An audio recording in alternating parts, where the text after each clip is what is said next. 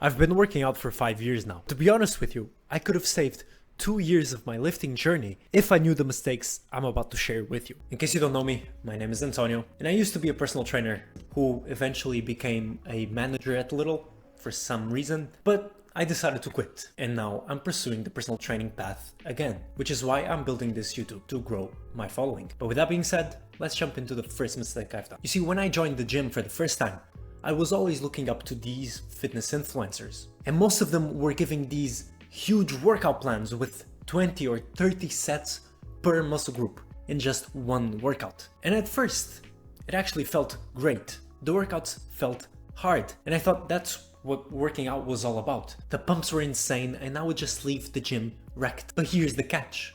They only felt great because I was just starting, and I pretty much didn't know how to train to failure yet. And once I did learn how to train to failure, then those workouts became miserable. They were impossible to do if you really push yourself hard enough. My recovery was non-existent, and I wasn't making any progress whatsoever. And the reality is, most of these fitness influencers that are promoting these workout plans are on steroids. There's no denying that. And they're making these workout plans for people who take steroids as well. These workouts don't work for us. If you're constantly fatigued, sore, and wrecked from every single session, then most likely you're doing a bit too much. So cut back on the volume. Start with cutting down 2 sets and then see how you feel. You see, the biggest problem with these high volume workouts is it distracts you from what actually gives you results, which is progressive overload. Because instead of you trying to progress on each lift by increasing the weight or increasing the repetitions, you're just trying to survive the workout. And that's not the point. The goal of training is to give your body a strong enough stimulus to grow and then actually be able to recover from it. You can't adapt if you're always on the edge of burnout. So train smart. It's not about how much you do, it's about how much you can recover from. Remember this. Quality over quantity, always. My second mistake, and I'll keep going with these influencers again. You see, I'd constantly see them doing all these crazy workouts, crazy exercises, these flashy and unique exercises that I thought those were the ones that actually built muscle. I really believed these influencers had kind of a secret to gain muscle. I didn't buy into this idea that just doing the basics would work. I mean, if it was that simple, wouldn't everyone have results?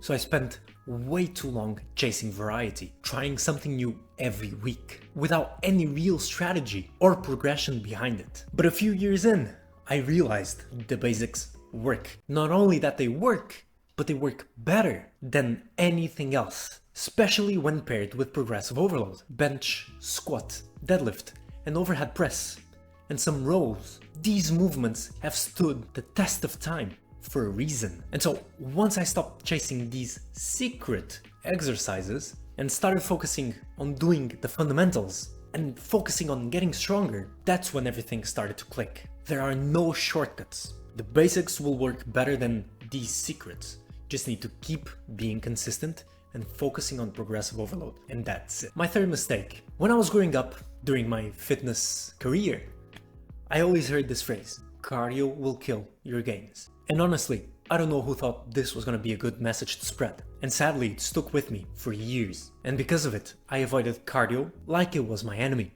But the funny thing is, I didn't even have that much muscle to begin with. So why was I afraid to lose something that I actually didn't have? So in reality, the only thing I was sacrificing and losing was actually my health. Looking back, I should have started doing cardio way earlier. And it wasn't until about a year ago that I started running. You can check out this video here where I tell you what happened after running for a year. I feel better, I recover faster, my endurance went up. And guess what? I didn't lose any muscle. I might even argue that I built some. My progression in the gym has stayed solid. The only real thing that really changed was my leg sessions. I had to reduce a bit of volume to be able to deal with the amount of running that I'm doing. But everything else, I'm still progressing, so that's a win for me. Cardio won't kill your gains. And think about this, avoiding cardio will kill your health. If you care about longevity, recovery, and overall performance, then do your future self a favor and start doing cardio. My fourth mistake, and I think this is a big one that a lot of people deal with, and that is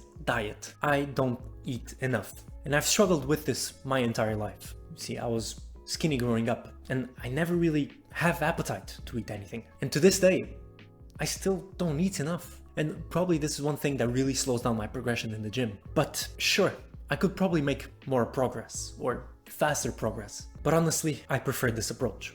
I've tried the extreme of calculating everything, but it just wasn't sustainable. I stressed way too much about what I ate, how many calories I intake, and how much protein that I eat. And to me, it just caused more harm than good. Trying to eat perfectly all the time, to me, was exhausting and unsustainable. I've accepted that I'm okay with just getting 90% of the results, because those last 10% just isn't worth for my mental health. That being said, if you truly want the absolute best results, your nutrition will have to be dialed in. It's a huge part of the equation, if not the biggest part of the equation when it comes to getting results in the gym, whether it's losing fat or getting muscle. Just make sure you're approaching it in a way that's actually sustainable for you. Don't go to the extremes. And my last mistake, results take time, especially if you're natural with just average genetics. It can be tough when you see other people close to you or on social media getting double the results in half the time. Trust me, I've been there. But here's the thing, it's their journey, not yours.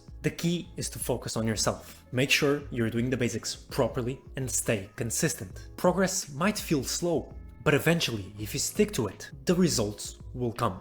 Patience and consistency aren't just important, they are everything when it comes to getting results. Keep going and trust the process.